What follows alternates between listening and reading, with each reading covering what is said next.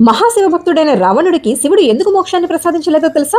రావణుడు మరణించిన తర్వాత శివుడి దర్శనం కోసం, మోక్షం కోసం కఠోరంగా తపస్సు చేశాడు. కానీ శివుడు అస్సలు కనిపించలేదు. ఇది గమనించిన పార్వతీదేవి రావణుడికి ఎందుకు మోక్షాన్ని ఇవ్వలేదు స్వామి అని అడిగింది. దానికి శివుడు, దేవి, తెలిసి గాని తెలియక గాని చేసిన తప్పుకి పశ్చాత్తాప పడితే ప్రాయశ్చితం ఉంటుంది, మోక్షం కూడా లభిస్తుంది. అలాగే ఎవరినైనా చంపడం, అపహరించడం లాంటి పాపాలకు కూడా ప్రాయశ్చితం ఉంటుందని చెప్పాడు. వెంటనే పార్వతి, అయితే రావణుడి పాపానికి కూడా ప్రాయశ్చితం ఉంటుందా స్వామి అని అడిగింది. దానికి శివుడు, రావణుడు సీతను రావణుడిలాగా అపహరించి ఉంటే అతనికి మరణం తర్వాత వెంటనే మోక్షం లభించేది. కానీ రావణుడు సాధువులాగా సన్యాసి వేషంలో సీతను అపహరించాడు. అది మహాపాపం. దాని ప్రభావం సనాతన ధర్మం మీద యుగాల వరకు ఉంటుంది. దానివల్ల మనుషులు సాధు సన్యాసుల మీద, భగవంతుని మీద నమ్మకం కోల్పోయి నాస్తికులుగా మారి అధర్మం వైపు నిలబడతారు. అందుకే సాధు వేషంలో రావణుడు చేసిన ఈ మహాపాపానికి ప్రాయశ్చితం లేదని చెప్పాడు. మీరేమంటారు? శివుడు చేసింది కరెక్ట్ అనిపిస్తే హర హర మహాదేవా అని కమెంట్ చేయండి. రాంగ్ అనిపిస్తే జై రావణ అని కమెంట్ చేయండి.